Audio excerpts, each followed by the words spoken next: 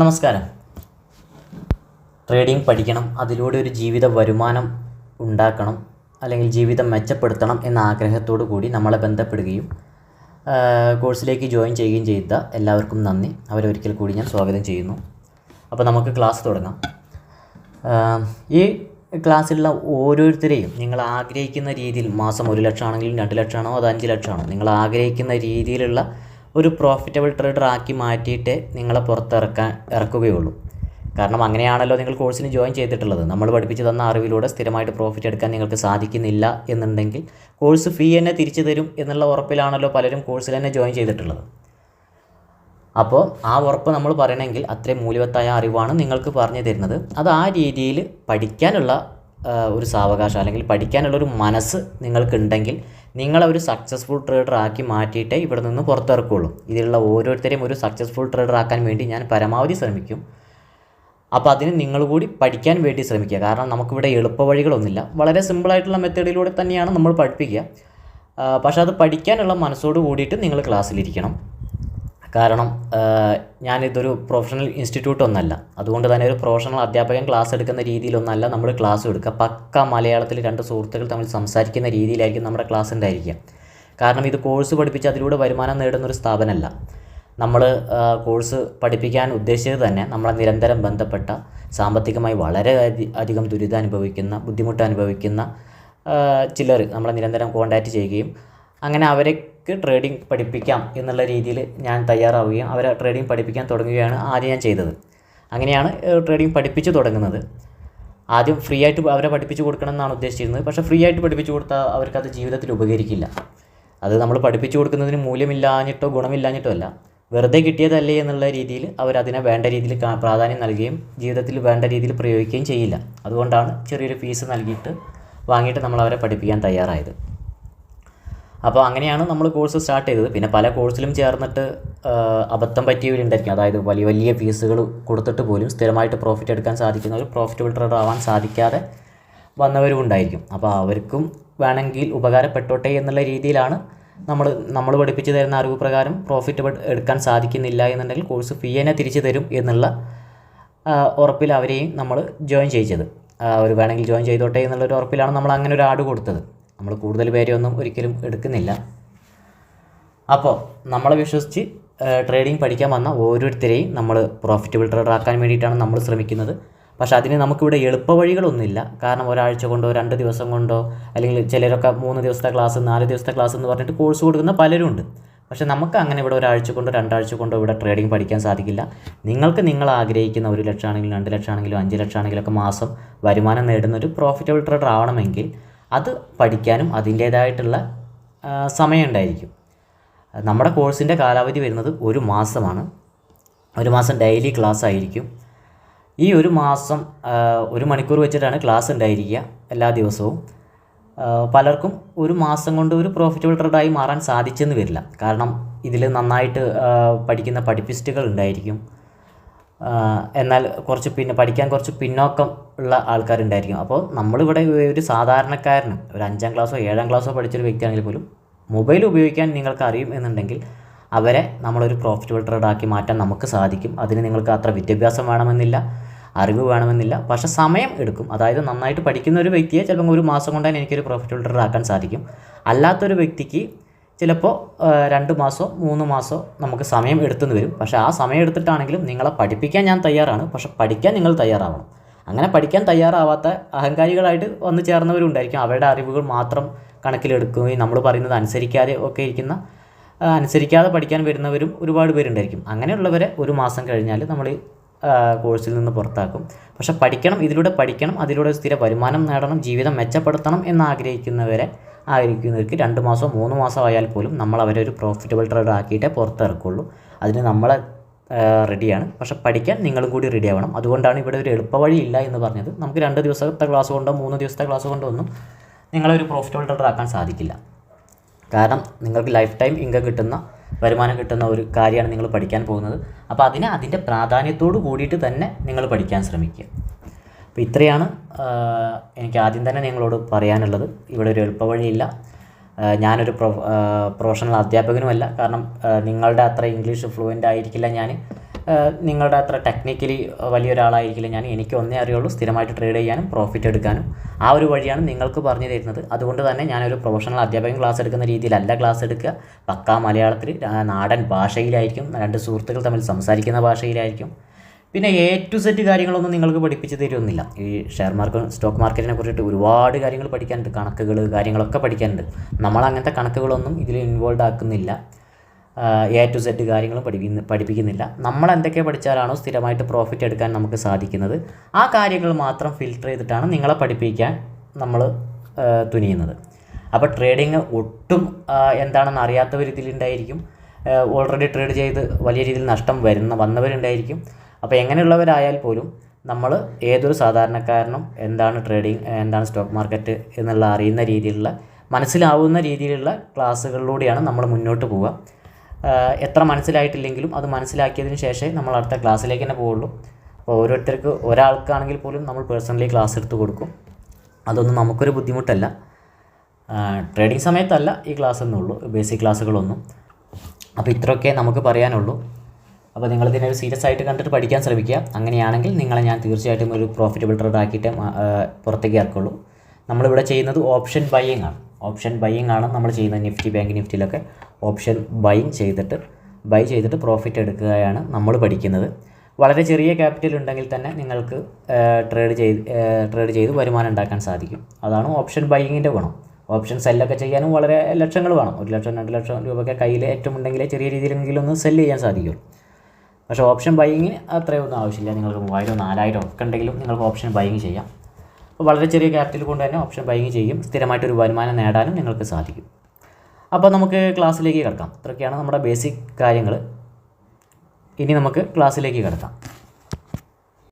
Trading ഒട്ടും അറിയാത്തവർക്ക് എന്താണ് ഈ ഓപ്ഷൻ ബൈയിങ് എന്നുള്ളതൊന്നും അറിവുണ്ടായിരിക്കില്ല. അതൊക്കെ വഴിയെ നമ്മൾ പഠിക്കും. ഓരോരോ കാര്യങ്ങളായിട്ട് നമ്മൾ സ്റ്റെപ്സ് ബൈ സ്റ്റെപ്പായിട്ട് നമ്മൾ പഠിക്കും.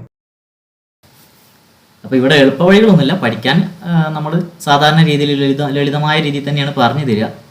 അപ്പോൾ പഠിക്കാനുള്ളൊരു സമയം ഉണ്ടായിരിക്കും. പഠിച്ചു കഴിഞ്ഞാൽ നിങ്ങൾക്ക് സ്ഥിരമായിട്ട് പ്രോഫിറ്റ് എടുക്കാൻ ഈ കോഴ്സിൽ നിന്ന് തീർച്ചയായിട്ടും സാധിക്കും.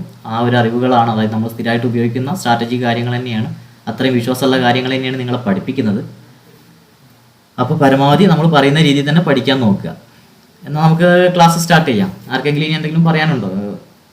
എന്തെങ്കിലും ഡൗട്ടോ കാര്യങ്ങളോ ഉണ്ടെങ്കിൽ ഇപ്പോൾ ചോദിക്കാം, അല്ലെങ്കിൽ നമുക്ക് ക്ലാസ് സ്റ്റാർട്ട് ചെയ്യാം.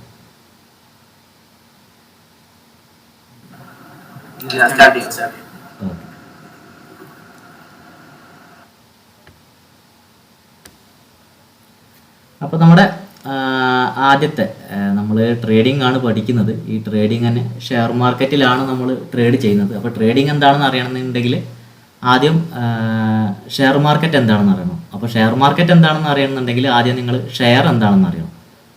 സ്ക്രീനൊക്കെ കാണുന്നുണ്ടല്ലോ അല്ലേ? കാണുന്നതിൽ ബുദ്ധിമുട്ടൊന്നുമില്ലല്ലോ? വലുതാക്കി സൂം ചെയ്യുക കാര്യങ്ങളൊക്കെ വേണം? കാണുന്നുണ്ട്. ഓക്കെ. അപ്പോൾ നമ്മൾ ആദ്യം ഷെയർ എന്താണ് എന്നുള്ളതാണ് നമുക്ക് ആദ്യം മനസ്സിലാക്കേണ്ടത്. ഞാനിതിൻ്റെ കറക്റ്റ് ഡെഫിനിഷനൊന്നുമല്ല പറയുന്നത്, ഒരു ഉദാഹരണത്തിലൂടെ ചെറിയ രീതിയിൽ നമുക്കത് എന്താണ് ഷെയർ എന്നുള്ളത് ജസ്റ്റ് ഒന്ന് മനസ്സിലാക്കാം. കാരണം ഷെയർ എന്താണെന്ന് മനസ്സിലാക്കിയാൽ നമുക്ക് ബാക്കിയുള്ള കാര്യങ്ങൾ മനസ്സിലാവുള്ളൂ. ഷെയർ എന്ന് പറഞ്ഞാൽ മറ്റൊന്നല്ല. ഇപ്പോൾ ഞാനൊരു സൂപ്പർ മാർക്കറ്റ് തുടങ്ങുകയാണ്. പേഴ്സണലായിട്ട് ഞാനൊരു സൂപ്പർ മാർക്കറ്റ് തുടങ്ങുകയാണ്. അപ്പോൾ 1 ലക്ഷം രൂപ മുടക്കിയിട്ടാണ് ഞാൻ ഈ സൂപ്പർ മാർക്കറ്റ് തുടങ്ങി എന്ന് വിചാരിക്കുക. അപ്പോൾ 1 ലക്ഷം രൂപ മുടക്കിയിട്ട് ഞാനൊരു സൂപ്പർ മാർക്കറ്റ് തുടങ്ങി. അപ്പോൾ തുടങ്ങി കഴിഞ്ഞപ്പോഴാണ് എനിക്ക് തോന്നുന്നത് എനിക്കിതൊന്നും കൂടി ഒന്ന് വിപുലീകരിക്കണം. അതായത് ഒരു സെയിൽസിനൊരു വാഹനം ഇറക്കണം, കുറച്ചുകൂടി ചരക്കുകൾ ഇറക്കണം, സ്റ്റോക്ക് ഇറക്കണം എന്നുള്ളൊരു വിപുലീകരിക്കണം എന്നുള്ളൊരു ആവശ്യം എനിക്ക് തോന്നുന്നു. ഒന്നും കൂടി നല്ല രീതിയിൽ പ്രവർത്തിക്കണമെങ്കിൽ ഇതൊന്നും കൂടി വിപുലീകരിക്കണം. അല്ലെങ്കിൽ എനിക്ക് മറ്റാവശ്യങ്ങൾ, അല്ലെങ്കിൽ ഒരു സെയിൽസിന് വണ്ടി വാങ്ങാനോ അങ്ങനെ എന്തെങ്കിലും ഒരു ആവശ്യത്തിന് വേണ്ടിയിട്ട് ഒന്നും കൂടി മെച്ചപ്പെടുത്തണം എന്ന് ഞാൻ വിചാരിക്കുന്നു. അപ്പോൾ 1 ലക്ഷം രൂപ മുടക്കിയിട്ടാണ് ഞാനിത് തുടങ്ങിയിട്ടുള്ളത്. അപ്പോൾ ഇനി വിപുലീകരിക്കാൻ 1 ലക്ഷം രൂപയും കൂടി എനിക്ക് ആവശ്യമുണ്ട്. അപ്പോൾ എൻ്റെ കയ്യിലാണെങ്കിൽ ക്യാഷ് ഇല്ല. ഓൾറെഡി ഞാൻ 1 ലക്ഷം രൂപ മുടക്കിയിട്ടാണ് ഈ സൂപ്പർ മാർക്കറ്റ് തുടങ്ങിയിട്ടുള്ളത്. അപ്പോൾ ഇനി എനിക്ക് 1 ലക്ഷം രൂപ കൂടി വേണം നമ്മുടെ സൂപ്പർ മാർക്കറ്റ് മുന്നോട്ട് കൊണ്ടുപോകാൻ, അല്ലെങ്കിൽ അതൊന്ന് വിപുലീകരിക്കാൻ. അപ്പോൾ ഞാൻ എന്ത് ചെയ്യും? എൻ്റെ കയ്യിൽ ക്യാഷ് ഇല്ലാത്തത് കൊണ്ട് ഞാനൊരു 10 പേരുടെ കയ്യിൽ നിന്ന് ഒരു 10,000 രൂപ വെച്ചിട്ട് വാങ്ങും. നമ്മുടെ സൂപ്പർ മാർക്കറ്റിൽ ഇൻവെസ്റ്റ് ചെയ്യാൻ പറയും. അപ്പോൾ 10 പേരുടെ കയ്യിൽ നിന്ന് 10,000 രൂപ വെച്ച് വാങ്ങിക്കഴിഞ്ഞാൽ 1 ലക്ഷം രൂപയായി. അപ്പോൾ ആ 1 ലക്ഷം രൂപ കൊണ്ട് സൂപ്പർ മാർക്കറ്റിന് വേണ്ട ബാക്കി കാര്യങ്ങളെല്ലാം, ചരക്കുകളാണെങ്കിൽ ചരക്കുകൾ, വണ്ടികളാണെങ്കിൽ വണ്ടികളൊക്കെ വാങ്ങാൻ എനിക്ക് സാധിക്കും. അപ്പോൾ ആദ്യം ഞാൻ 1 ലക്ഷം രൂപ മുടക്കിയിട്ടുണ്ട്. വീണ്ടും 1 ലക്ഷം രൂപ 10 പേരുടെ കയ്യിൽ നിന്ന് വാങ്ങിയിട്ടും മുടക്കിയിട്ടുണ്ട്. അപ്പോൾ ടോട്ടൽ 2 ലക്ഷം രൂപ ചെലവ് വന്നിട്ടുണ്ട്. ഇപ്പോൾ ഈ സൂപ്പർ മാർക്കറ്റിൻ്റെ ആസ്തി എന്ന് പറയുന്നത് ഇപ്പോൾ എത്ര രൂപയാണ്? 2 ലക്ഷം രൂപയാണ്. അതിൽ 1 ലക്ഷം രൂപ എൻ്റെതും 1 ലക്ഷം രൂപ ഈ 10 പേരുടെതും കൂടിയാണ്. അപ്പോൾ ഈ 2 ലക്ഷം രൂപയുടെ പകുതി 50% എൻ്റെതാണ്. കാരണം 1 ലക്ഷം രൂപ 2 ലക്ഷത്തിൻ്റെ പകുതി 1 ലക്ഷമാണ്. അപ്പോൾ ഈ 50% ആർക്ക് അവകാശപ്പെട്ടതാണ്? ഈ സൂപ്പർ മാർക്കറ്റിൻ്റെ എനിക്ക് അവകാശപ്പെട്ടതാണ്. ബാക്കി 50% ഈ 10 പേർക്ക് കൂടി അവകാശപ്പെട്ടതാണ്. അതായത് 10 പേരുടെ കയ്യിൽ നിന്ന് 10,000 രൂപ വെച്ചിട്ടാണ് നമ്മൾ ക്യാഷ് കളക്ട് ചെയ്തത്. അപ്പോൾ ബാക്കി 1 ലക്ഷം രൂപ ഈ 10 പേർക്കും കൂടി ഉള്ളതാണ്. അതായത് ബാക്കി 50%. അപ്പോൾ പോകെ 1 കൊല്ലം കഴിഞ്ഞു, 2 കൊല്ലം കഴിഞ്ഞു, സൂപ്പർ മാർക്കറ്റ് നല്ല രീതിയിൽ മെച്ചപ്പെട്ട് വളരാൻ തുടങ്ങി. 10,000 രൂപ ദിവസം പ്രോഫിറ്റ് ഉള്ളിടത്ത് 20,000 രൂപയായി. മാസം 1 ലക്ഷം രൂപയും 2 ലക്ഷം രൂപയൊക്കെ അധികമായിട്ട് പ്രോഫിറ്റ് കിട്ടൽ തുടങ്ങി. ഒരു വണ്ടിയിലോടത്ത് 2 വണ്ടികൾ എനിക്ക് വാങ്ങാൻ സാധിച്ചു. ഈ പ്രോഫിറ്റിൽ നിന്നാണൊക്കെ ഈ വാങ്ങുന്നത്. അങ്ങനെ ഒരു വലിയൊരു സൂപ്പർ മാർക്കറ്റായിട്ട്, അതായത് 2 ലക്ഷം രൂപ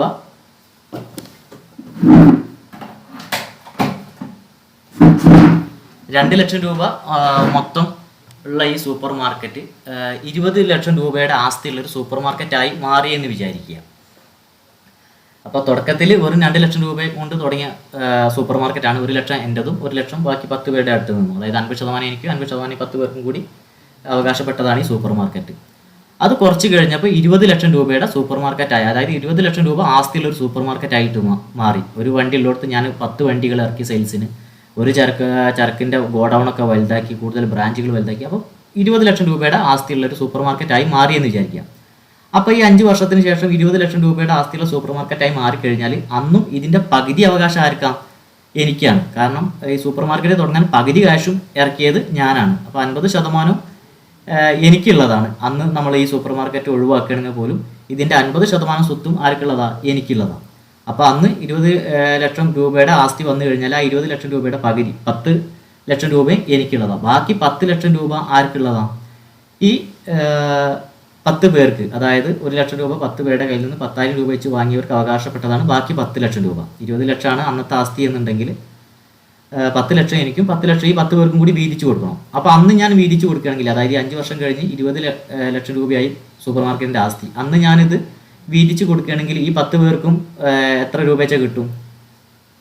ഓരോരോ ലക്ഷം രൂപ വെച്ചാൽ കിട്ടും അല്ലേ? ഒരു 20 ലക്ഷം രൂപയുടെ ആസ്തിയായി വളർന്നു കഴിഞ്ഞാൽ ഈ 10 പേർക്കും ഓരോരോ ലക്ഷം രൂപ വെച്ചാൽ കിട്ടും. അപ്പോൾ ഇവർ തുടക്കത്തിൽ എത്രയാണ് കമ്പനിയിൽ ഇൻവെസ്റ്റ് ചെയ്ത്? വെറും 10,000 രൂപയാണ് ഓരോരുത്തരെടുത്തത്. പക്ഷേ ഒരു 5 വർഷം കഴിഞ്ഞപ്പോൾ കമ്പനി വലുതായപ്പോൾ, കമ്പനിയുടെ ആസ്തി വലുതായപ്പോൾ ഇവർക്ക് തിരിച്ചു കൊടുക്കേണ്ടി വന്നത് ഓരോരോ ലക്ഷം രൂപ വെച്ചിട്ട്. അതായത് 20 ലക്ഷം രൂപയായപ്പോൾ ഓരോരോ ലക്ഷം രൂപ വെച്ചിട്ട് ഇവർക്ക് പ്രോഫിറ്റ് കിട്ടി. അപ്പോൾ ഇതിനെയാണ് നമ്മൾ ഷെയർ എന്ന് പറയുക. കമ്പനി ഇതുപോലെ ഷെയറുകൾ സ്പ്ലിറ്റ് ചെയ്യും. ആ ഷെയർ നമ്മൾ വാങ്ങിക്കഴിഞ്ഞാൽ കമ്പനി വളരുന്നതിനനുസരിച്ചിട്ട് നമ്മൾ വാങ്ങിയ ഷെയറിൻ്റെ മൂല്യവും കൂടും, അതായത് വില കൂടും. അന്ന് വലുതായി കഴിഞ്ഞ സമയത്തും ഈ സൂപ്പർ മാർക്കറ്റ് വലുതായി കഴിഞ്ഞ സമയത്തും നിങ്ങൾ 10,000 രൂപയെ തന്നിട്ടുള്ളൂ എന്ന് പറഞ്ഞിട്ട് 10,000 കൊടുത്ത് ഒഴിവാക്കാൻ സാധിക്കുമോ? അല്ല. ആ ആസ്തിയുടെ പകുതി ശതമാനവും ഈ 10 പേർക്കുള്ളതാണ്. അപ്പോൾ അത് അവർക്ക് സ്പ്ലിറ്റ് ചെയ്ത് കൊടുക്കുമ്പോൾ അന്നത്തെ ആ വില കൊടുക്കേണ്ടി വരും. അപ്പോൾ ഇത്രയേ ഉള്ളൂ ഒരു ഷെയർ എന്ന് വെച്ച് കഴിഞ്ഞാൽ. നമുക്ക് ആവശ്യത്തിനനുസരിച്ചിട്ട് ക്യാഷ് മറ്റുള്ളവരുടെ കയ്യിൽ നിന്ന് പൊതുജനങ്ങളുടെ അടുത്തു നിന്ന് വാങ്ങുന്നു. ആ ഭാഗത്തിനുള്ള പ്രോഫിറ്റ് കമ്പനി വളരുന്നതിനനുസരിച്ചിട്ട് ആ ഷെയറിൻ്റെ വിലയും കൂടും. ഇനി അതല്ല കമ്പനി നഷ്ടത്തിലേക്ക്, ഈ സൂപ്പർ മാർക്കറ്റ് നഷ്ടത്തിലേക്കാണ് പോകുന്നതെന്നുണ്ടെങ്കിൽ അതിനനുസരിച്ചിട്ട് അവർക്ക് കൊടുക്കാനുള്ള അവരുടെ ഷെയറിൻ്റെ മൂല്യവും കുറഞ്ഞുകൊണ്ടേയിരിക്കും. ഇത്രയേ ഉള്ളൂ ഷെയർ എന്ന് പറഞ്ഞു കഴിഞ്ഞാൽ. അതിലാർക്കെങ്കിലും ഡൗട്ടുണ്ടോ ഇനി ഷെയർ എന്താണ് എന്നുള്ളത്? നമ്മൾ വളരെ ഡെഫിനിഷനെ ഒന്നും കാണാപാഠം പഠിക്കേണ്ട ആവശ്യമില്ല. ജസ്റ്റ് ഒരു ചെറിയൊരു ഉദാഹരണം പറഞ്ഞെന്നുള്ളൂ. അപ്പോൾ ഷെയർ എന്താണെന്ന് പറഞ്ഞു കഴിഞ്ഞാൽ നമുക്ക് ബാക്കിയുള്ളത് പറയാൻ സാധിക്കുള്ളൂ. അപ്പോൾ ഇത്രയേ ഉള്ളൂ ഷെയർ കൊണ്ട് ഉദ്ദേശിക്കുന്നത്. ഇനി അടുത്തത് ഷെയർ മാർക്കറ്റാണ്. ഷെയർ മാർക്കറ്റ് എന്ന് വെച്ച് കഴിഞ്ഞാൽ ഒന്നുമല്ല, നമ്മളിപ്പോൾ പറഞ്ഞല്ലോ ഈ ഷെയർ എന്ന് പറഞ്ഞത് എന്താണെന്ന് മനസ്സിലാക്കി. ഈ ഷെയർ മാർക്കറ്റ് എന്ന് വെച്ച് കഴിഞ്ഞാൽ ഇപ്പോൾ നമ്മൾ ഈ പച്ചക്കറി മാർക്കറ്റ്, മീൻ മാർക്കറ്റ് എന്നൊക്കെ പറയുന്ന പോലെ പച്ചക്കറി മാർക്കറ്റ് എന്താ? പച്ചക്കറികൾ വെച്ച് വിൽക്കുന്ന, കൂടുതൽ പച്ചക്കറികൾ വെച്ച് വിൽക്കുന്ന ഒരു സ്ഥലത്തെയാണ് പച്ചക്കറി മാർക്കറ്റ് എന്ന് പറഞ്ഞത്. അതുപോലെ തന്നെയാണ് മത്സ്യ മാർക്കറ്റും. മത്സ്യങ്ങൾ വെച്ച് വിൽക്കുന്ന സ്ഥലത്തെയാണ് മത്സ്യ മാർക്കറ്റ് എന്ന് പറയുന്നത്. അപ്പോൾ അതുപോലെ തന്നെയാണ് നമ്മുടെ ഈ ഷെയർ മാർക്കറ്റും. ഷെയറുകൾ വാങ്ങുകയും വിൽക്കുകയും ചെയ്യുന്ന ഒരു പൊതു സ്ഥലത്തെയാണ് ഷെയർ മാർക്കറ്റ് എന്ന് പറയുന്നത്. അതിൽ കൂടുതൽ ഡെഫിനിഷനോ കാര്യങ്ങളോ ഒന്നുമില്ല. ഷെയറുകൾ കൂടുതൽ വാങ്ങുകയും വിൽക്കുകയും ചെയ്യുന്ന സ്ഥലത്തിനെയാണ് ഷെയർ മാർക്കറ്റ് എന്ന് പറയുന്നത്. ഇപ്പോൾ നമ്മൾ ഈ സൂപ്പർ മാർക്കറ്റ് വഴി ഇപ്പോൾ ഷെയർ എടുത്ത ആൾക്കാർ ചിലർ പകുതി വെച്ചിട്ട് ഷെയർ മറ്റൊരാൾക്ക് വിൽക്കും. അതായത് 20 ലക്ഷം രൂപ ആയി കഴിഞ്ഞാൽ അദ്ദേഹത്തിന് അന്ന് ആ ഷെയർ വിറ്റ് ഒഴിവാക്കുകയാണെങ്കിൽ ഒരാൾക്ക് 1 ലക്ഷം രൂപ വെച്ച് കിട്ടുമെന്ന് പറഞ്ഞല്ലോ. അപ്പോൾ ഈ അവർ ഇപ്പോൾ എനിക്കൊരു മറ്റൊരാൾക്ക് അതിലൊരു ഷെയർ ഉണ്ട് എന്നുണ്ടെങ്കിൽ അവർ ആ 1,00,000 ആ ഷെയർ എനിക്ക് വേണ്ട ക്യാഷ് മതി എന്ന് പറഞ്ഞിട്ട് ആ ഷെയർ മറ്റൊരാൾക്ക് വിൽക്കും. അതായത് ആ ഷെയർ മറ്റൊരാൾ വാങ്ങാനും തയ്യാറാവും. നിൻ്റെ ഷെയർ ഇങ്ങോട്ട് തന്നാളെ, കാരണം ഒരു 5 വർഷം കൂടി കഴിഞ്ഞാൽ 20,00,000 എന്നുള്ളത് ചിലപ്പോൾ 40,00,000 ആയിട്ട് ഈ പോക്ക് പോവുകയാണെങ്കിൽ ഈ സൂപ്പർ മാർക്കറ്റ് 20,00,000 എന്നുള്ളത് 40,00,000 ആയിട്ട് വളർന്നെന്ന് വരും. അപ്പോൾ ആ ഷെയർ ഞാൻ വാങ്ങിക്കോളാം, ഇപ്പോൾ ആ ഷെയറിൻ്റെ വില എത്രയാണെന്ന് വെച്ച് കഴിഞ്ഞാൽ നിനക്ക് തരാമെന്ന് പറഞ്ഞിട്ട് ഇയാളെ കയ്യിൽ നിന്ന് മറ്റൊരാൾ ചിലപ്പോൾ ഷെയർ വാങ്ങിയെന്നൊക്കെ വരാം. അപ്പം അങ്ങനെയുള്ള കച്ചവടങ്ങൾ ഷെയറിൽ നടക്കും. ഓരോരോ ഷെയർ കമ്പനി വാങ്ങാനും വിൽക്കാനും ഒക്കെ വെക്കുന്ന, അതായത് വാങ്ങലും വിൽക്കലും ഒക്കെ നടക്കുന്ന ഒരു സ്ഥലത്തിനെ മാത്രമാണ് ഷെയർ മാർക്കറ്റ് എന്ന് പറയുന്നത്. ജസ്റ്റ് അത്രയേ ഉള്ളൂ. അതായത് പച്ചക്കറി മാർക്കറ്റ് എന്ന് പറയുന്ന പോലെ തന്നെ മീൻ മാർക്കറ്റ് എന്ന് പറയുന്ന പോലെ തന്നെ ഷെയറുകൾ വാങ്ങുകയും വിൽക്കുകയും ചെയ്യുന്ന സ്ഥലത്തിനെയാണ് ഷെയർ മാർക്കറ്റ് എന്ന് പറയുന്നത്. ക്ലിയർ?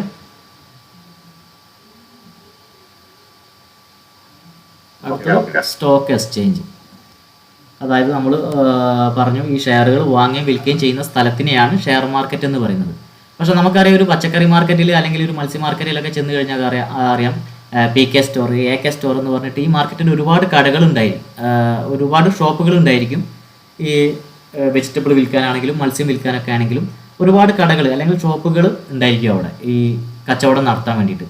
എന്നാൽ ഷെയർ മാർക്കറ്റിൽ മെയിനായിട്ട് 2 കടകളാണുള്ളത്, അല്ലെങ്കിൽ 2 ഷോപ്പുകളാണുള്ളത്. ഷോപ്പുകൾ എന്നൊക്കെ ഞാൻ ജസ്റ്റ് മനസ്സിലാവാൻ വേണ്ടി പറയുകയാണ്. അതിനെ എക്സ്ചേഞ്ച് എന്നാണ് പറയുക.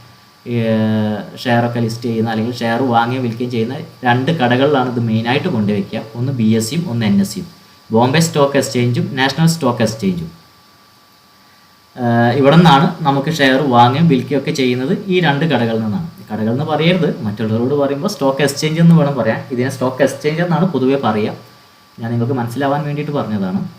അപ്പോൾ ഇന്ത്യയിൽ 2 സ്റ്റോക്ക് എക്സ്ചേഞ്ചുകളാണ് മെയിനായിട്ടുള്ളത്. നമ്മുടെ ഷെയർ വാങ്ങാനും വിൽക്കാനും അത് ലിസ്റ്റൊക്കെ ചെയ്യുന്നത് ഈ 2 സ്റ്റോക്ക് എക്സ്ചേഞ്ചുകളിലാണ്, BSE യും NSE യും, ബോംബെ സ്റ്റോക്ക് എക്സ്ചേഞ്ചും നാഷണൽ സ്റ്റോക്ക് എക്സ്ചേഞ്ചും. ഇവിടെ നിന്നാണ് നമ്മൾ ഷെയർ വാങ്ങുകയും വിൽക്കുകയും ഒക്കെ ചെയ്യുന്നത്. ഇതിൽ നമ്മുടെ വാർത്തകളിലൊക്കെ നിങ്ങൾ കണ്ടിട്ടുണ്ടായിരിക്കും ഈ ബിൽഡിങ്ങിൻ്റെ പിക്ചർ കണ്ടിട്ടുണ്ടോ? ഈ ഷെയർ മാർക്കറ്റിൻ്റെ ഒക്കെ വാർത്തകളിലൊക്കെ വരുമ്പോൾ ഓഹരി വിപണി ഇടിഞ്ഞു എന്നൊക്കെ പറയുന്നത് കാണുമ്പോൾ ഈ ഒരു ബിൽഡിംഗ് ആയിരിക്കും പലരും കണ്ടിട്ടുണ്ടായിരിക്കുക. ഈ NSന്റെ കാണാൻ വളരെ ചുരുക്കമാണ് കണ്ടിട്ടുണ്ടായിരിക്കുക. കണ്ടവരുണ്ടോ? അപ്പോൾ എന്തുകൊണ്ടാണ് ഈ BSE വരുന്നത് NSന്റെ ബിൽഡിംഗ് എന്തുകൊണ്ട് വാർത്തയെ കാണിക്കുന്നില്ല എന്ന് ചോദിച്ചു കഴിഞ്ഞാൽ എനിക്കറിയില്ല, അത് അവരോട് തന്നെ ചോദിക്കണം. എന്തായാലും 2 എക്സ്ചേഞ്ചുകളാണ് മാർക്കറ്റിലുള്ളത്, ബോംബെ സ്റ്റോക്ക് എക്സ്ചേഞ്ചും നാഷണൽ സ്റ്റോക്ക് എക്സ്ചേഞ്ചും. ഇതിൽ തന്നെ ഏറ്റവും വിശ്വസനീയമായത്, അതായത് നമുക്കറിയാമല്ലോ ചില മാർക്കറ്റിൽ നമ്മൾ സാധനങ്ങൾ വാങ്ങാൻ പോയാൽ നമുക്ക് വിശ്വസനീയമായിട്ടുള്ളൊരു കട ഉണ്ടായിരിക്കും, അവിടെ നിന്ന് വാങ്ങാനായിരിക്കും നമുക്ക് കൂടുതൽ താല്പര്യം. അപ്പോൾ ഇന്ത്യൻ സ്റ്റോക്ക് എക്സ്ചേഞ്ചിൽ നിന്ന് ഏറ്റവും കൂടുതൽ ആൾക്കാർ വിപണനം നടത്തുന്നത് NSEയിലാണ്. NSE ആണ് കൂടുതൽ പേർക്കും വിശ്വസനീയമായിട്ടുള്ളൊരു സ്ഥാപനം, അല്ലെങ്കിൽ കൂടുതൽ ആൾത്തിരക്കുള്ളത്. അതായത് ലിക്വിഡിറ്റി എന്ന് പറയും. എന്താണ് ലിക്വിഡിറ്റി? അതായത് നമ്മളിപ്പോൾ ഒരു ഷെയർ അല്ല, നമ്മളിപ്പോൾ ഒരു പ്രൊഡക്റ്റ് വിൽക്കാൻ ചെല്ലുകയാണ് വിചാരിക്കുക. നമ്മൾ വിൽക്കാൻ ചെല്ലുമ്പോൾ നമുക്ക് 2 തരം മാർക്കറ്റ് ഉണ്ടെന്ന് വിചാരിക്കുക. ഒന്ന് തിരക്കൊഴിഞ്ഞ മാർക്കറ്റും ഒന്ന് വളരെ തിരക്കുള്ളൊരു മാർക്കറ്റും, അതായത് നല്ല ജനങ്ങൾ കൂടിയൊരു മാർക്കറ്റും ആണെന്ന് വിചാരിക്കുക. നമ്മുടെ കയ്യിലുള്ള ഈ പ്രൊഡക്റ്റ് വിൽക്കാൻ വേണ്ടിയിട്ട് നമ്മൾ തിരക്കില്ലാത്ത മാർക്കറ്റിലേക്കാണ് പോകുന്നതെന്നുണ്ടെങ്കിൽ അവിടെ അതിന് വില പേശാനുള്ള ആൾക്കാർ കുറവാകും, അല്ലെങ്കിൽ ആവശ്യക്കാർ കുറവാകും. ആവശ്യക്കാർ കുറയുന്നതിനനുസരിച്ചിട്ട് നമ്മൾക്കത് വിറ്റുപോകാനുള്ള സാധ്യതയും വളരെ കുറഞ്ഞുകൊണ്ടിരിക്കും. അപ്പോൾ നമുക്ക് പ്രതീക്ഷിച്ച വിലനെക്കാട്ടും താഴ്ത്തി വിൽക്കേണ്ടി വരും ഒരു തിരക്കില്ലാത്ത മാർക്കറ്റിലാണ് നമ്മൾ ചെല്ലുന്നത് എന്നുണ്ടെങ്കിൽ. എന്നാൽ ഒരു തിരക്കുള്ള മാർക്കറ്റിലാണ് നമ്മൾ ചെല്ലുന്നത്, ഈ പ്രോഡക്റ്റ് വിൽക്കാൻ ചെല്ലുന്നത് എന്നുണ്ടെങ്കിൽ അവിടെ ഒരുപാട് ആവശ്യക്കാരുണ്ടായിരിക്കും. കാരണം ഒരുപാട് പേര് ആ മാർക്കറ്റിലുണ്ട്, അതുകൊണ്ട് തന്നെ ഈ പ്രോഡക്റ്റിന് ചിലപ്പോൾ ഒരുപാട് ആവശ്യക്കാരുണ്ടായിരിക്കും. അപ്പോൾ നമ്മൾ പ്രതീക്ഷിച്ച വിലയെക്കാട്ടും കൂടുതൽ വിലയ്ക്ക് ബാർഗെയിൻ ചെയ്തിട്ട് അത് വിൽക്കാൻ നമുക്ക് സാധിക്കും. കാരണം അത്രയും ആവശ്യക്കാരുണ്ടാവും, അപ്പോൾ ഡിമാൻഡ് കൂടും. അപ്പോൾ നമുക്ക് നമ്മൾ ഉദ്ദേശിച്ചതിനെക്കാട്ടും വില കൂട്ടിയിട്ട് നമുക്കത് വിൽക്കാൻ സാധിക്കും. അതിനെയാണ് ലിക്വിഡിറ്റി എന്ന് പറയാം. ആ ലിക്വിഡിറ്റി ഏറ്റവും കൂടുതലുള്ളത് NSEയിലാണ്. ആൾത്തിരക്ക് ഏറ്റവും കൂടുതലുള്ളത് NSEയിലാണ്. അതുകൊണ്ടാണ് പലരും NSE സെലക്ട് ചെയ്തിട്ട് വാങ്ങുന്നത്. അതായത് നമ്മളൊരു ഷെയർ വാങ്ങുമ്പോൾ അത് BSEയിലും NSEയിലും ലിസ്റ്റ് ചെയ്തിട്ടുണ്ടായിരിക്കും. BSE നിന്നും വാങ്ങാം, NSE നിന്നും വാങ്ങാം. അപ്പോൾ കൂടുതൽ പേര് NSE എന്നാണ് വാങ്ങുന്നത് എന്നേ ഉള്ളൂ. ഓക്കെ, അപ്പോൾ ബോംബെ സ്റ്റോക്ക് എക്സ്ചേഞ്ച് BSEൻ്റെ ഫുൾ ഫോമാണ് ബോംബെ സ്റ്റോക്ക് എക്സ്ചേഞ്ചും നാഷണൽ സ്റ്റോക്ക് എക്സ്ചേഞ്ചും. അടുത്തത് സെബി. അതായത് നമുക്കറിയാം ഈ ഷെയർ മാർക്കറ്റിൽ ക്യാഷ് വെച്ചിട്ടുള്ള ഏർപ്പാടാണ് മൊത്തമായിട്ട് നടക്കുന്നത്. എല്ലാ ഇടപാടും ഷെയർ വാങ്ങുന്നതും വിൽക്കുന്നതും അങ്ങനെയുള്ള ഒരുപാട് കാര്യങ്ങളൊക്കെ നടക്കുന്നത് ക്യാഷ് വെച്ചിട്ടാണ് എന്നുള്ളത് നമുക്കറിയാം. വലിയ രീതിയിലാണ് ഇതിൽ ക്യാഷുകൾ വന്ന് മറയുന്നതും ആൾക്കാർ വാങ്ങുന്നതും വിൽക്കുന്നതും ഒക്കെ.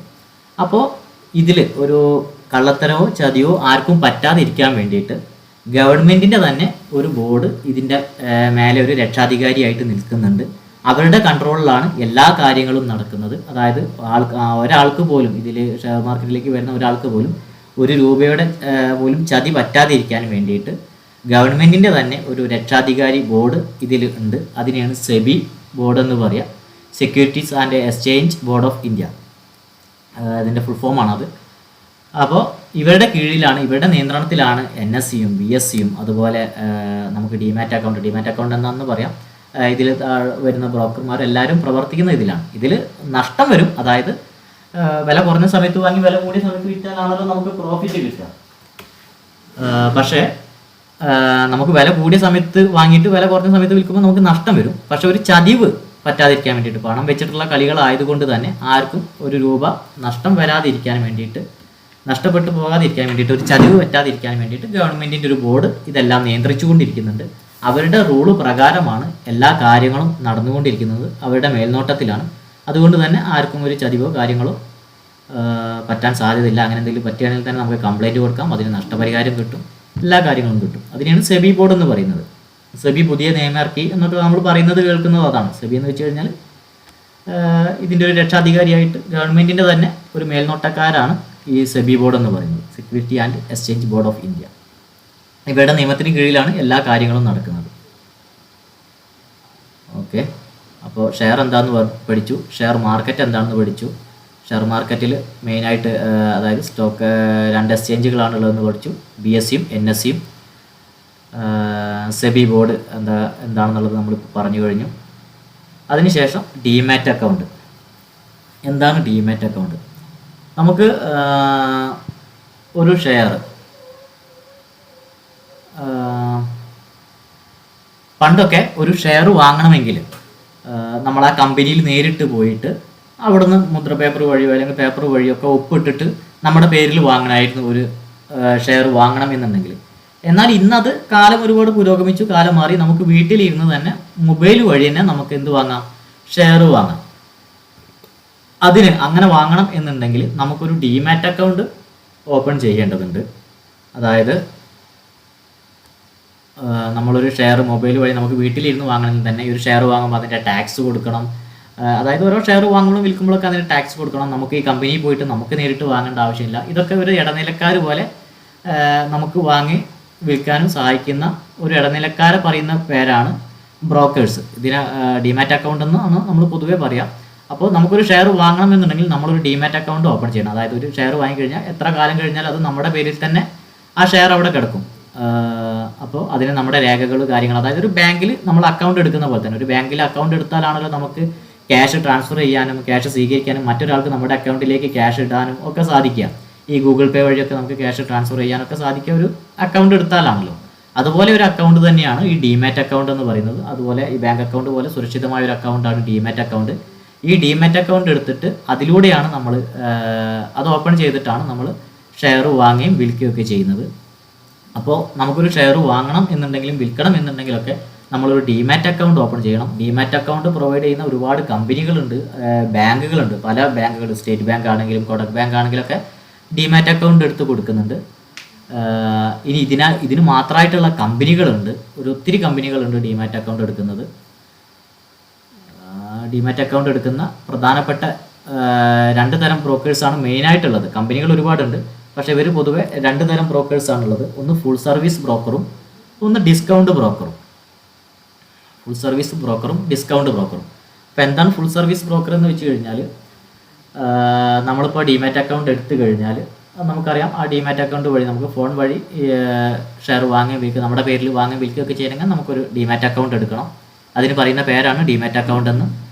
അപ്പോൾ ഡിമാറ്റ് അക്കൗണ്ടിൽ തന്നെ 2 വിധം അക്കൗണ്ടാണുള്ളത്, ഫുൾ സർവീസ് ബ്രോക്കറും. ഇതിൽ തുടക്കക്കാരെന്ന് പറഞ്ഞത് നാസർ സാറല്ലേ?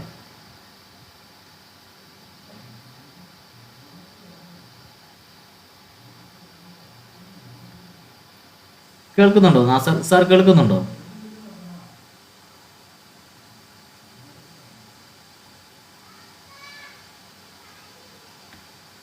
നാസർ സാറിന് കേൾക്കാത്തതാണോ അതോ പൊതുവെ എല്ലാവർക്കും കേൾക്കാത്തതാണോ?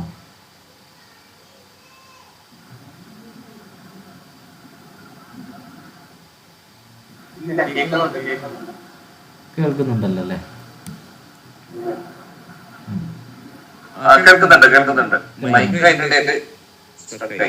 ആ ഓക്കെ. അപ്പോൾ നമ്മൾ ഈ പറയുന്നത് വ്യക്തമാവുന്നുണ്ടല്ലോ അല്ലേ? ഈ മനസ്സിലാവാത്ത ബുദ്ധിമുട്ടോ കാര്യങ്ങളൊന്നും ഇല്ലല്ലോ? ആ എന്തെങ്കിലും ഡൗട്ടോ കാര്യങ്ങളോ ഉണ്ടെങ്കിൽ നിങ്ങൾ ചോദിച്ചോളൂ കേട്ടോ. ആ സമയത്ത് തന്നെ നമ്മൾ ആരുടെ മൈക്കൊന്നും ഓഫാക്കി വെക്കുന്നില്ല. എന്തെങ്കിലും ഡൗട്ട് ഉള്ള സമയത്ത് മാത്രം നിങ്ങൾ മൈക്ക് ഓൺ ആക്കിയാൽ മതി, അല്ലാത്ത പക്ഷം മൈക്ക് ഓഫാക്കി വെച്ചാൽ മതി. കാരണം നമ്മൾ മൊത്തമായിട്ട് ഓഫാക്കി കഴിഞ്ഞാൽ പിന്നെ എന്തെങ്കിലും ഡൗട്ടോ കാര്യങ്ങളോ ഉണ്ടെങ്കിൽ നിങ്ങൾക്ക് പെട്ടെന്ന് ചോദിക്കാൻ സാധിക്കില്ല. അപ്പോൾ ഇതാകുമ്പോൾ നമ്മൾ ആരും ഓഫാക്കി വെക്കുന്നൊന്നുമില്ല.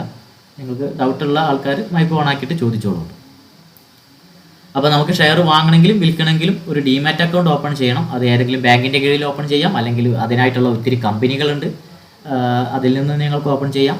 പക്ഷേ ഇത് മെയിനായിട്ട് 2 സർവീസ് ബ്രോക്കർമാരാണ് ഇതിൽ മെയിനായിട്ടുള്ളത്. അതായത് 2 തരം ഡിമാറ്റ് അക്കൗണ്ടാണ് നമുക്ക് മെയിനായിട്ട് പ്രൊവൈഡ് ചെയ്യുന്നത്. ഒന്ന് ഫുൾ സർവീസ് ബ്രോക്കറും ഒന്ന് ഡിസ്കൗണ്ട് ബ്രോക്കറുമാണ്.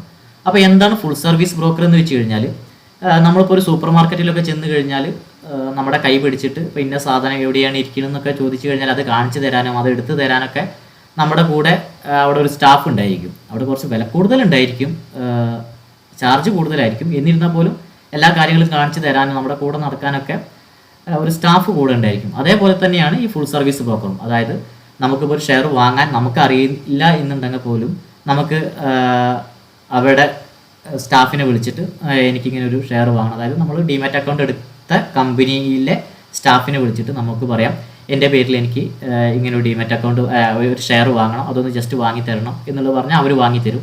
ഇനി ഇത് വാങ്ങിക്കഴിഞ്ഞ് നിങ്ങൾ വിൽക്കാൻ നേരത്ത് നിങ്ങളുടെ ഫോണിൽ റേഞ്ച് ഇല്ല എന്ന് വിചാരിക്കുക. അപ്പോഴും കാരണം നെറ്റ് വേണമല്ലോ എന്തായാലും, ഇത് വിൽക്കണം എന്നുണ്ടെങ്കിലൊക്കെ ഓൺലൈൻ വഴി നടക്കുന്ന പ്രോസസ്സിംഗ് ആണ്. അപ്പോൾ വിൽക്കണം എന്നുള്ള സമയത്ത് നിങ്ങളുടെ മൊബൈലിൽ റേഞ്ചോ നെറ്റോ ഇല്ലാത്ത അവസ്ഥ വന്നു കഴിഞ്ഞാൽ നിങ്ങൾക്ക് സ്റ്റാഫിനെ വിളിച്ചിട്ട് ഇങ്ങനെ ഒരു ഷെയർ എൻ്റെ ഡിമാറ്റ് അക്കൗണ്ടിലുണ്ട്, അപ്പോൾ ജസ്റ്റ് അതൊന്ന് വിറ്റ് തരണം എന്ന് പറയുകയാണെങ്കിലൊക്കെ അവർ വിറ്റ് തരും. അങ്ങനെ ഒരു ഫുൾ സപ്പോർട്ടായിട്ട് അവരുടെ സ്റ്റാഫ് നമ്മുടെ കൂടെ നിൽക്കും. പക്ഷെ അതിനൊരു ചെറിയ ചാർജ് നമ്മൾ കൊടുക്കേണ്ടി വരും. അതായത് ഏതൊരു ഡിമാറ്റ് അക്കൗണ്ട് ഓപ്പൺ ചെയ്യുകയാണെങ്കിലും ഒരു ഷെയർ വാങ്ങുമ്പോഴും വിൽക്കുമ്പോഴും ഈ ഡിമാറ്റ് അക്കൗണ്ട് പ്രൊവൈഡ് ചെയ്യുന്ന കമ്പനിക്ക് ഒരു ബ്രോക്കറേജ് എന്ന് പറഞ്ഞിട്ട് ചെറിയൊരു ചാർജ് അവർ ഈടാക്കും. ഒരു ഷെയർ വാങ്ങുമ്പോഴും വിൽക്കുമ്പോഴും നമ്മൾ ടാക്സ്, ഗവൺമെൻറ്റിന് ടാക്സ് കൊടുക്കുന്നുണ്ട്. അതേപോലെ തന്നെ ഈ ബ്രോക്കറേജ് നമ്മൾ കൊടുക്കണം. അത് ഏത് ടീമിൻ്റെ എടുത്തു കഴിഞ്ഞാലും നമ്മൾ ബ്രോക്കറേജ് കൊടുക്കണം. പക്ഷേ ഫുൾ സർവീസ് ബ്രോക്കറുടെ എടുക്കുമ്പോൾ ചാർജ് കുറച്ച് കൂടുതലായിരിക്കും. കാരണം അവരെപ്പോഴും നമ്മളെ സപ്പോർട്ട് ചെയ്തിട്ട് എപ്പോഴും കൂടെ ഉണ്ടായിരിക്കും. എന്തെങ്കിലും ഡൗട്ട് വന്നാൽ ചെയ്തു തരാനും എന്തെങ്കിലും മിസ്റ്റേക്ക് വന്നാൽ തിരുത്തി തരാനൊക്കെ അവർ കൂടെ ഉണ്ടായിരിക്കും. അപ്പോൾ അതിൻ്റേതായിട്ടുള്ളൊരു സർവീസ് ചാർജ് അവർക്ക് കൂടുതലായിരിക്കും പൊതുവെ. എന്നാൽ ഡിസ്കൗണ്ട് ബ്രോക്കർ എന്ന് വെച്ച് കഴിഞ്ഞാൽ ഒരു ഷെയർ വാങ്ങുമ്പോഴും വിൽക്കുമ്പോഴും അവരുടെ ലൈവ് അസിസ്റ്റൻസ് ഒന്നും, അതായത് ലൈവ് സപ്പോർട്ടൊന്നും നമ്മുടെ കിട്ടിയെന്ന് വരില്ല. നമ്മൾ തന്നെ ഷെയർ വാങ്ങുകയും വിൽക്കുകയൊക്കെ ചെയ്യേണ്ടി വരും. എന്തെങ്കിലും പ്രോബ്ലമോ കാര്യങ്ങളോ ഉണ്ടെങ്കിൽ നമുക്ക് അവരായിട്ട് ബന്ധപ്പെടാം. പക്ഷേ തത്സമയത്ത് തന്നെ അതിന് മറുപടി കിട്ടിക്കൊള്ളണമെന്നോ കാര്യങ്ങളോ ഒന്നും ഉണ്ടായിരിക്കില്ല. നമുക്ക് ട്രേഡ് ചെയ്യാൻ അറിയുമെന്നുണ്ടെങ്കിൽ നമുക്ക് ഡിസ്കൗണ്ട് ബ്രോക്കർ എടുത്തു കഴിഞ്ഞാൽ ബ്രോക്കറേജ് വളരെ കുറഞ്ഞ് കിട്ടും. അതായത് ഒരു ഷെയർ വാങ്ങുമ്പോഴും വിൽക്കുമ്പോഴും നമ്മളൊരു ബ്രോക്കറേജ് കൊടുക്കണം. കാരണം അവരുടെ ആപ്പ് ഉപയോഗിച്ചിട്ടാണല്ലോ നമ്മൾ ചെയ്യുന്നത്. ഇപ്പോൾ കനറ ബാങ്കിൻ്റെ ഒരു ആപ്പ് ഉണ്ടാവും. കനറ ബാങ്കിൽ നിങ്ങൾ അക്കൗണ്ട് എടുക്കണമെങ്കിൽ കനറ ബാങ്കിൻ്റെ ഒരു ആപ്പ് നിങ്ങൾക്ക് ഫോണിൽ ഇൻസ്റ്റാൾ ചെയ്യാൻ പറ്റും. സ്റ്റേറ്റ് ബാങ്കിലാണ് നിങ്ങൾ അക്കൗണ്ട് എടുക്കുന്നുണ്ടെങ്കിൽ സ്റ്റേറ്റ് ബാങ്കിൻ്റെ ഒരു ആപ്പ് ഉണ്ടാവും. അതുപോലെ തന്നെ ഈ ഡിമാറ്റ് അക്കൗണ്ട് നിങ്ങൾ എടുക്കുമ്പോൾ ആ ഡിമാറ്റ് അക്കൗണ്ട് നിങ്ങൾക്ക് എടുത്ത് തന്ന കമ്പനിക്കും ഒരു ആപ്പ് ഉണ്ടായിരിക്കും. ആ ആപ്പ് വഴിയാണ് ഉപയോഗിച്ചിട്ടാണ് നിങ്ങൾ ഷെയർ വാങ്ങുകയും വിൽക്കുകയൊക്കെ ചെയ്യുന്നത്. അപ്പോൾ അതിന് അവർ ഈടാക്കുന്ന ഒരു ചാർജാണ് ഈ ബ്രോക്കറേജ് ചാർജ് എന്ന് പറഞ്ഞിട്ട്. അവരുടെ ആപ്പ് ഉപയോഗിച്ചിട്ട് ചെയ്യുന്നതിന് വേണ്ടിയിട്ട് അവർ ഈടാക്കുന്ന ഒരു ചാർജാണ് ബ്രോക്കറേജ് ചാർജ്. അത് ഓരോ ഷെയർ വാങ്ങുമ്പോഴും വിൽക്കുമ്പോഴും നമ്മൾ ബ്രോക്കറേജ് കൊടുക്കണം. അപ്പോൾ ഡിസ്കൗണ്ട് ബ്രോക്കർക്ക് ആ ബ്രോക്കറേജ് ചാർജ് എന്ന് പറയുന്നത് കുറച്ച് കുറവായിരിക്കും. സാധാരണ പൊതുവെ എല്ലാവർക്കും ഒരു ഷെയർ വാങ്ങുമ്പോഴും വിൽക്കുമ്പോഴും ഡിസ്കൗണ്ട് ബ്രോക്കറുടെ വരുന്നത് 20 രൂപയാണ്. ഒരു ഷെയർ വാങ്ങാനും വിൽക്കാനും 20 രൂപയാണ് ഡിസ്കൗണ്ട് ബ്രോക്കറെ ചാർജ് വരുന്നത്. എത്ര വലിയ ഷെയർ ആണെങ്കിലും എത്ര ചെറിയ ഷെയർ ആണെങ്കിലും 20 രൂപ അവരുടെ ചാർജ് കൊടുക്കണം. 1 ലക്ഷം രൂപയുടെ ഷെയർ വാങ്ങിയാലും 1000 രൂപയുടെ ഷെയർ വാങ്ങിയാലൊക്കെ 20 രൂപ അവർക്ക് അത് വാങ്ങാനും വിൽക്കാനുള്ള ബ്രോക്കറേജ് ചാർജ് കൊടുക്കണം. ഫുൾ സർവീസ് ബ്രോക്കർ ആണെങ്കിൽ അത് കൂടും. 20 മേലെ 25 വാങ്ങുന്നവരുണ്ട്, 40 വാങ്ങുന്നവരുണ്ട്, അങ്ങനെയൊക്കെ വാങ്ങുന്നവരുണ്ട് ഫുൾ സർവീസ് ബ്രോക്കർ ആകുമ്പോൾ. അപ്പോൾ ഈ 2 തരം ബ്രോക്കറേജാണ് മെയിനായിട്ടുള്ളത്. പലതരം ബാങ്കിൽ നിന്ന് ഡിമാറ്റ് എടുക്കുമ്പോൾ അവരൊരു ഫുൾ സർവീസ് ബ്രോക്കർ ആയിരിക്കും മിക്കവാറും, അവർക്ക് ബ്രോക്കറേജ് കൂടുതലായിരിക്കും.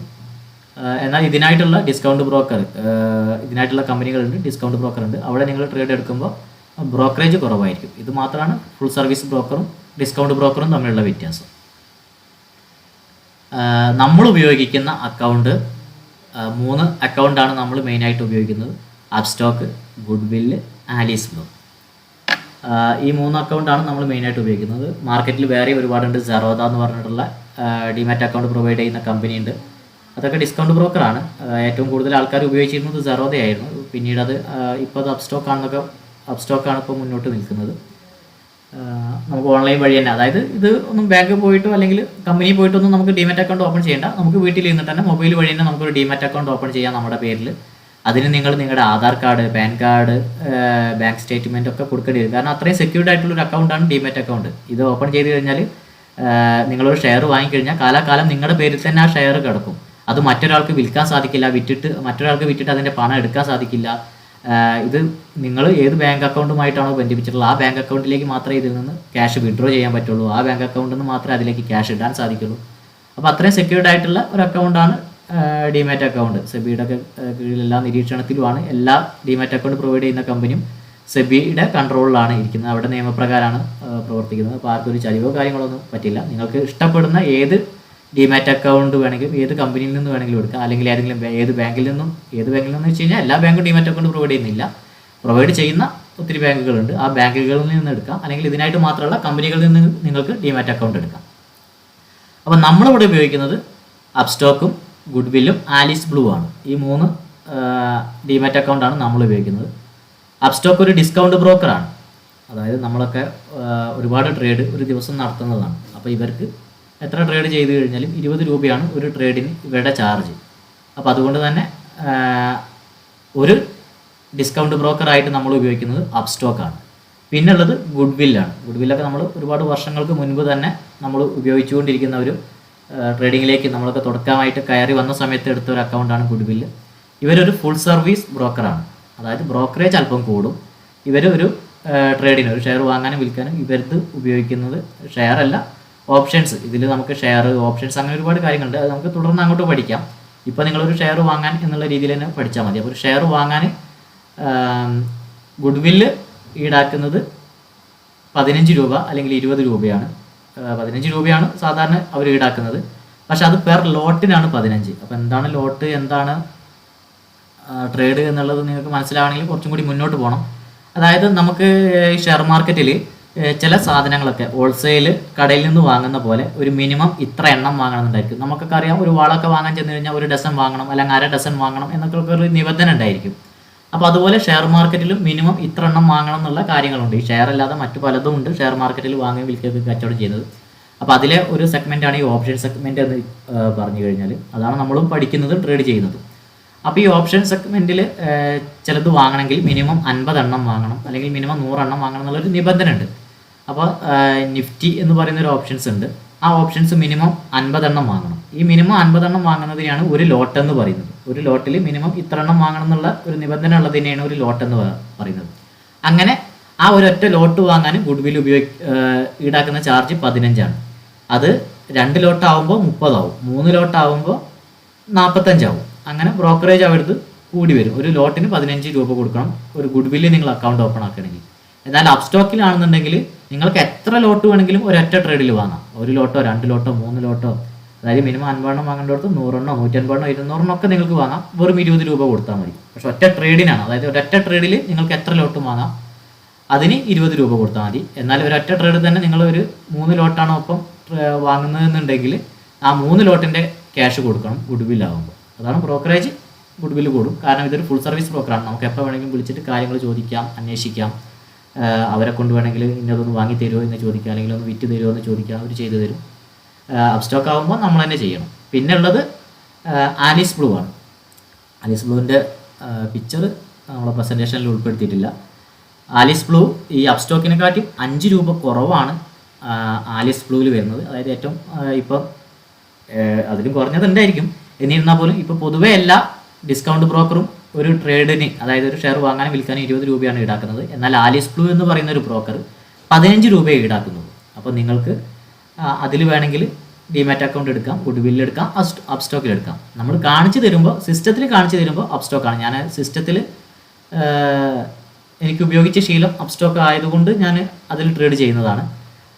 ഗുഡ് വിൽ ആകുമ്പോൾ നിങ്ങൾക്ക് 5 രൂപ ലാഭം കിട്ടും. അതായത് ഒരുപാട് ട്രേഡ് ഒരു ദിവസമൊക്കെ എടുക്കുമ്പോൾ നിങ്ങൾക്ക് നല്ലൊരു തുക ലാഭം കിട്ടും. അപ്പോൾ നിങ്ങൾക്ക് ആലിസ് ബ്ലൂവിൽ നിങ്ങൾക്ക് വേണമെങ്കിൽ അക്കൗണ്ട് എടുക്കാം. പിന്നെ അപ്സ്റ്റോക്ക് ആകുമ്പോൾ വളരെ ഫാസ്റ്റാണ്, ഒരു ഡിലേയോ ഒരു ഹാങ്ങിങ്ങോ കാര്യങ്ങളൊന്നും വരില്ല. ആലിസ് ബ്ലൂ ആകുമ്പോൾ ഇടയ്ക്ക് വല്ലപ്പോഴൊക്കെ ചെറിയൊരു ഹാങ്ങിങ് ഒക്കെ ചിലർക്ക് വരാറുണ്ട് എന്നുള്ളത് കേട്ടിട്ടുണ്ട്. ചില സമയത്തൊക്കെ ഒരു ഹാങ്ങിങ് ഒക്കെ വന്നിട്ടുണ്ട്. പക്ഷേ സാധാരണ ട്രേഡ് ചെയ്യുന്നതിനോ കാര്യത്തിനൊന്നും കുഴപ്പമില്ല. പക്ഷേ വല്ലപ്പോഴൊക്കെ ഒരു ഹാങ്ങിങ് ചിലപ്പോൾ വന്നെന്ന് വരാം. എന്നിരുന്നാൽ പോലും ആലിസ് ബ്ലൂവിലൊക്കെ ട്രേഡ് ചെയ്യുന്നതാണ് ഏറ്റവും ബെറ്റർ. നിങ്ങൾ ഏതെങ്കിലും 2 ബ്രോക്കറെ കീഴിലെങ്കിലും നിങ്ങൾ അക്കൗണ്ട് ഓപ്പൺ ചെയ്യാം. അപ്സ്റ്റോക്കും ആലിസ് ബ്ലൂ ഓപ്പൺ ചെയ്യുന്നതായിരിക്കും ഏറ്റവും ബെറ്റർ. കാരണം എന്തെങ്കിലും പ്രോബ്ലം ആലിസ് ബ്ലൂ ഇപ്പോൾ മലയാളി കസ്റ്റമേഴ്സ് ഉണ്ട്. ഈ അപ്സ്റ്റോക്കിനും ഇപ്പോൾ മലയാളി കസ്റ്റമേഴ്സ് ഒന്നുമില്ല, അവർ ഇന്ത്യക്കാരായിരിക്കും. ഗുഡ്വില്ല് മലയാളി കസ്റ്റമേഴ്സ് ഉണ്ട്, അവർ കോഴിക്കോടൊക്കെ ഓഫീസുള്ളതാണ്. ആലിസ് ബ്ലൂവിനും അതുപോലെ മലയാളി കസ്റ്റമേഴ്സ് ഇപ്പോൾ ഉണ്ട്. നിങ്ങൾക്ക് എന്തെങ്കിലും ഡൗട്ട് കാര്യങ്ങളൊക്കെ ഉണ്ടെങ്കിൽ വിളിച്ച് ചോദിക്കാം. ഒരു ഫുൾ സർവീസ് ബ്രോക്കർ പോലെ തന്നെ അവരിപ്പോൾ കാര്യങ്ങളൊക്കെ പറഞ്ഞു തരുന്നുണ്ട് ആലിസ് ബ്ലൂ. എന്തെങ്കിലും ഡൗട്ടോ കാര്യങ്ങളൊക്കെ ഉണ്ടെങ്കിൽ നേരിട്ട് വിളിച്ച് ചോദിക്കുകയും ചെക്ക് ചെയ്യുകയൊക്കെ ചെയ്യാം. അപ്പോൾ അപ്സ്റ്റോക്കിലും ആലിസ് ബ്ലൂവിലും നിങ്ങൾ അക്കൗണ്ട് ഓപ്പൺ ചെയ്യുന്നത് നന്നായിരിക്കും. എന്നിട്ട് നിങ്ങൾക്ക് ഏതിലാണ് ട്രേഡ് ചെയ്യാൻ എളുപ്പം എന്നുള്ളത് നിങ്ങൾക്ക് നോക്കാം. ഇനി 3-ലും ഓപ്പൺ ചെയ്യണമെങ്കിൽ 3-ലും ഓപ്പൺ ചെയ്യാം. ഒരാൾക്ക് എത്ര ഡിമാറ്റ് അക്കൗണ്ട് വേണമെങ്കിലും ഓപ്പൺ ചെയ്യാം. അതായത് നമ്മൾ ഒരു ബാങ്കിലല്ലല്ലോ, പല ബാങ്കിലും നമുക്ക് അക്കൗണ്ട് ഉണ്ടായിരിക്കുമല്ലോ. അതിൽ നമുക്ക് ഇഷ്ടമുള്ള ബാങ്കിലായിരിക്കും നമ്മൾ കൂടുതൽ ഇടപാട് നടത്തുന്നത്. അതുപോലെ തന്നെയാണ് ഡിമാറ്റ് അക്കൗണ്ട്. നിങ്ങൾ ഓപ്പൺ ചെയ്യുന്ന സമയത്ത് വേണമെങ്കിൽ നിങ്ങൾക്ക് ഇതിൽ 3-ലും ഓപ്പൺ ചെയ്യാം. ആലിസ് ബ്ലൂവിലും അപ്സ്റ്റോക്കിലും ഒക്കെ നിങ്ങൾക്ക് ഓപ്പൺ ചെയ്യാം, ഗുഡ്വില്ലും ഓപ്പൺ ചെയ്യാം. എന്നിട്ട് നിങ്ങൾക്ക് ഏതാണോ ബെറ്റർ എന്ന് തോന്നുന്നത്, ഏറ്റവും സുഖമെന്ന് തോന്നുന്നത്, അതിൽ നിങ്ങൾക്ക് ട്രേഡ് ചെയ്യാം. ചിലർക്ക് ചില സോഫ്റ്റ്വെയർ വളരെ ഈസി ആയിട്ട് തോന്നും, ചിലർക്ക് ചില സോഫ്റ്റ്വെയർ ടഫായിട്ട് തോന്നും. ഏകദേശം 3ഉം ഒരേ രീതിയിൽ തന്നെയാണ് ഉപയോഗിക്കുന്നത്. നമ്മൾ സിസ്റ്റത്തിൽ കാണിച്ചു തരുമ്പോൾ, നിങ്ങൾക്ക് തുടർന്നുള്ള ക്ലാസ്സുകൾ കാണിച്ചു തരുമ്പോൾ അപ്സ്റ്റോക്കിൻ്റെ ചാർട്ടിലായിരിക്കും നമ്മൾ കാണിച്ചു തരും. പക്ഷേ നിങ്ങൾക്ക് ഏറ്റവും ബെറ്റർ എന്ന് തോന്നുന്നത് നിങ്ങൾക്ക് ഇൻസ്റ്റാൾ ചെയ്യാം. ഏറ്റവും ചുരുങ്ങിയത് 2 നിങ്ങൾക്ക് ഇൻസ്റ്റാൾ ചെയ്ത് വെക്കുന്നത്, അതായത് ഡിമാറ്റ് അക്കൗണ്ട് ഓപ്പൺ ചെയ്ത് വെക്കുന്നതാണ് ഏറ്റവും ബെറ്റർ. അപ്പോൾ ഇത്രയാണ് ഡിമാറ്റ് അക്കൗണ്ടിനെ കുറിച്ച് പറയാനുള്ളത്. അപ്പോൾ ഇതിലൊക്കെ എന്തെങ്കിലും ആർക്കെങ്കിലും ഡൗട്ട് ഉണ്ടോ ഡിമാറ്റ് അക്കൗണ്ടിൻ്റെ കാര്യത്തിലോ? ഈ ഡിമാറ്റ് അക്കൗണ്ട് ഓപ്പൺ ചെയ്യണം എന്നുണ്ടെങ്കിൽ, അതായത് അപ്സ്റ്റോക്കിലോ ആലിസ് ബ്ലൂവിലോ ഗുഡ്വില്ലോ ഓപ്പൺ ചെയ്യണമെന്നുണ്ടെങ്കിൽ നമ്മളതിൻ്റെ ലിങ്ക് അയച്ചു തരുന്നുണ്ട്. നിങ്ങൾക്ക് ആ ലിങ്കിലൂടെ കയറിയിട്ട് നിങ്ങൾക്ക് തന്നെ ഓപ്പൺ ചെയ്യാൻ സാധിക്കും. ആധാർ കാർഡ്, പാൻ കാർഡ്, പിന്നെ ബാങ്ക് സ്റ്റേറ്റ്മെൻറ്റ്, 6 മാസത്തെ ബാങ്ക് സ്റ്റേറ്റ്മെൻറ്റ്. അതായത് നിങ്ങൾ ഏത് ബാങ്കിലാണോ ആ ബാങ്കിൻ്റെ ആപ്പിൽ നിന്ന് സ്റ്റേറ്റ്മെൻറ്റ് ഡൗൺലോഡ് ചെയ്താൽ മതി, അത് അപ്ലോഡ് ചെയ്താൽ മതി. കാരണം ഇത് അത്രയും സുരക്ഷിതമുള്ള കാര്യങ്ങളാണ്. എല്ലാം കറക്റ്റ് രേഖകൾ തന്നെ കൊടുക്കണം. ആധാർ കാർഡും പാൻ കാർഡൊക്കെ തമ്മിൽ ലിങ്ക് തന്നെ ആയിരിക്കണം. കാരണം എല്ലാം ചെക്ക് ചെയ്തിട്ടേ നിങ്ങൾക്ക് ഡിമാറ്റ് അക്കൗണ്ട് അപ്രൂവൽ ആവുള്ളൂ. അപ്പോൾ കറക്റ്റ് രേഖകൾ തന്നെ കൊടുക്കുക. അപ്പോൾ ഇത്രയൊക്കെയാണ് ഡിമാറ്റ് അക്കൗണ്ട് ഓപ്പൺ ചെയ്യാനുള്ളത്. ലിങ്ക് ഞാൻ വേണമെങ്കിൽ നിങ്ങൾക്ക് ഷെയർ ചെയ്ത് തരുന്നുണ്ട്. അതിലൂടെ കയറിയിട്ട് നിങ്ങൾക്ക് വേണമെങ്കിൽ അക്കൗണ്ട് ഓപ്പൺ ചെയ്യാം.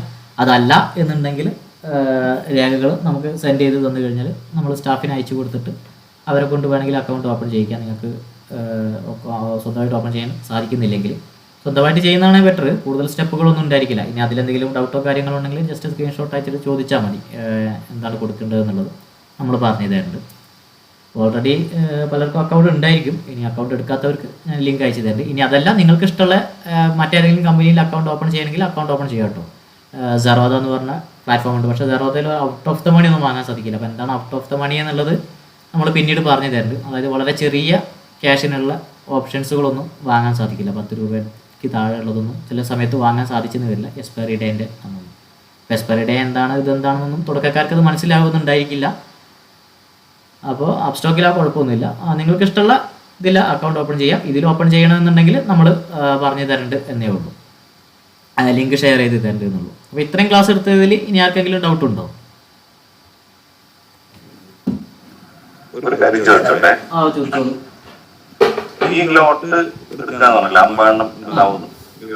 അത് എല്ലാ കമ്പനികളിലും ഒരേപോലെ തന്നെയാണ്. ഒരു ലോട്ട് എന്ന് പറഞ്ഞാൽ എല്ലാവരും 50 തന്നെയായിരിക്കും, അല്ലെങ്കിൽ ഓരോ കമ്പനികളുടെ വ്യത്യാസം ഉണ്ടാവും? അല്ല, കമ്പനികളുടെ ഷെയർ നിങ്ങൾക്ക് 1 ആണെങ്കിലും എടുക്കാം, 2 ആണെങ്കിലും എടുക്കാം, 100 ആണെങ്കിലും ഒക്കെ എടുക്കാം ഷെയർ. പക്ഷേ ഇവിടെ ഷെയർ മാത്രമല്ല വിൽക്കാനുള്ളത്. നമ്മുടെ ഇന്ത്യൻ ഷെയർ മാർക്കറ്റിൽ ഷെയറുകൾ വാങ്ങി വിൽക്കാം, ചരക്കുകൾ, അതായത് ഗോൾഡ്, സിൽവർ, നാച്ചുറൽ ഗ്യാസ്, ഇങ്ങനെയുള്ള കാര്യങ്ങൾ നിങ്ങൾക്ക് വാങ്ങി വിൽക്കാം. അതുപോലെ കുറച്ച് കരാറുകളുണ്ട്, പരസ്പരം ഉണ്ടാക്കി വയ്ക്കുന്ന കരാറുകളുണ്ട്. അതിന് ഓപ്ഷൻസ് എന്നാണ് പറയുക. പല ഷെയറിനും ഓപ്ഷൻസ് ഉണ്ട്. അതുപോലെ പല ഇൻഡെക്സുകൾക്കും, നിഫ്റ്റി, ബാങ്ക് നിഫ്റ്റി എന്ന് പറഞ്ഞാൽ നിഫ്റ്റിക്കൊക്കെ ഓപ്ഷൻസ് ഉണ്ട്.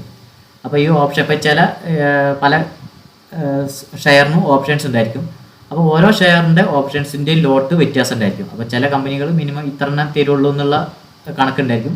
ചില കമ്പനികൾ മിനിമം 20 ആണെങ്കിൽ ചിലത് 100 ആയിരിക്കും, ചിലത് 300 ആയിരിക്കും. അത് ഓരോ കമ്പനിയുടെ രീതിക്ക് അനുസരിച്ചിരിക്കും.